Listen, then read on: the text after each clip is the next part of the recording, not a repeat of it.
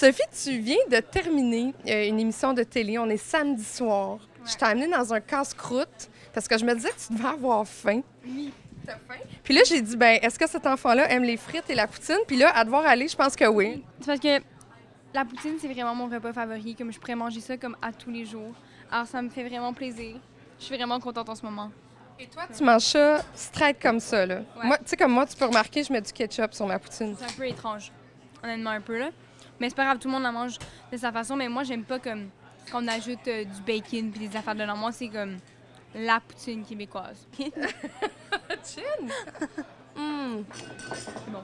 Est-ce que tu fais attention à ton alimentation? Là, tu as 15 ans, tu es en train de devenir une femme, puis il y a tous les modèles hollywoodiens là, prônent des régimes, des diètes et tout ça. T'es où là-dedans? Mais moi, c'est dur parce que je faisais de la gymnastique avant. Fait que j'avais un vraiment beau corps, puis j'étais vraiment, vraiment en forme.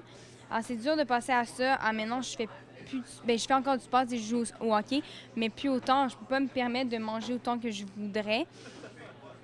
Puis c'est dur, moi, je me sens juste mieux. Je me sens mieux dans ma peau quand je sens que je suis en forme, quand je sens que je suis plus mince. Je me considère pas grosse, mais je fais quand même, oui, en effet, attention un peu à ce que je mange. Je me disais que ta vie était particulièrement exigeante. Tu sais, on est samedi soir, tu viens de terminer un plateau de télévision, tu vas à l'école, tu me dis que tu es en période d'examen. Là, c'est après ça, il faut que tu fasses du sport, puis tu te donnes des pressions. C'est pas évident pour une jeune fille de 15 ans. Non, c'est sûr. Puis je me mets aussi beaucoup de pression dans tous ces domaines-là. Tu sais, je suis une fille très compétitive. Alors, je veux vraiment, pour moi, c'est important de performer dans tout, surtout à l'école. Justement parce que là, vu que je tourne beaucoup, mes notes baissent parce que je suis pas à l'école. Puis moi, je trouve ça dur de voir mes notes baisser. Ça m'énerve. On s'entend que tu grandis dans un monde d'adultes. Ouais. Tu es beaucoup, beaucoup avec des adultes, beaucoup plus qu'avec des adolescents. Est-ce que tu as l'impression de manquer peut-être une partie de ton adolescence? Des fois, oui. Des fois, parce que il y a souvent des parties auxquelles je vais pas. De faire ça, de garder une vie sociale aussi avec mes amis qui me textent sur Facebook, sont comme « Mais là, ça fait comme 3 semaines qu'on t'a pas vu. » Je suis comme « Mais je le sais, mais là, j'ai des examens. » C'est dur, mais je vis quand même bien avec ça, là. Tu es présentement en promotion pour le film Endorphine.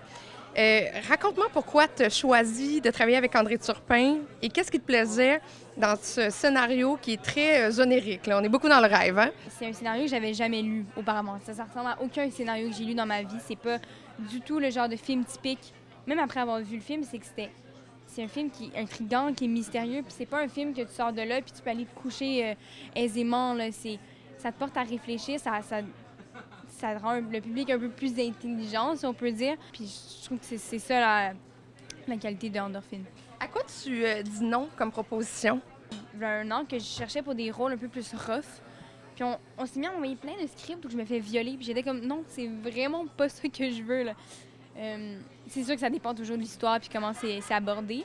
Mais je trouve ça serait ça ou comme quand il y a des scènes de nudité que je trouve ça dur. Parce que je suis quand même encore jeune. Puis je dirais pas que je suis à l'aise. J'ai encore tellement de complexes avec mon corps. Tu as côtoyé des grandes stars, là, Glenn Close, Katie Bates, Julia Stiles, tu as tourné dans The Great Gilly Hopkins. Quand tu te promènes sur un tapis rouge puis que tu croises ces stars-là, puis quand tu arrives à Montréal puis qu'on te voit sur un tapis rouge, comme on a vu sur celui d'Endorphine, tu gères comment l'un et l'autre? C'est sûr qu'au Québec, le monde savait un peu... Je dirais pas que je suis comme super connue, mais le monde savait un peu plus je suis qui. Puis c'est comme Endorphine, on était juste nous là, sur le tapis rouge. Mais quand t'arrives sur des grosses premières aux États-Unis, puis t'as comme 100 photographes devant toi, ça crie ton nom, puis là, hop, il y a d'autres acteurs qui passent derrière toi, puis toi, tu figes. C'est sûr que c'est un peu plus intimidant, mais j'aime les deux. Là. Tu as le potentiel d'aller à Hollywood, peut-être de devenir la prochaine Jennifer Lawrence, on sait pas. Est-ce que tu aimerais ça? Oui, c'est sûr que j'aimerais ça, là, puis... Non, ça serait le fun. Non, c'est sûr que je me le souhaite, mais je pense pas trop à ça pour l'instant. Non, pense pas trop. On va manger notre poutine à la place. Hein? Ça va être bien meilleur.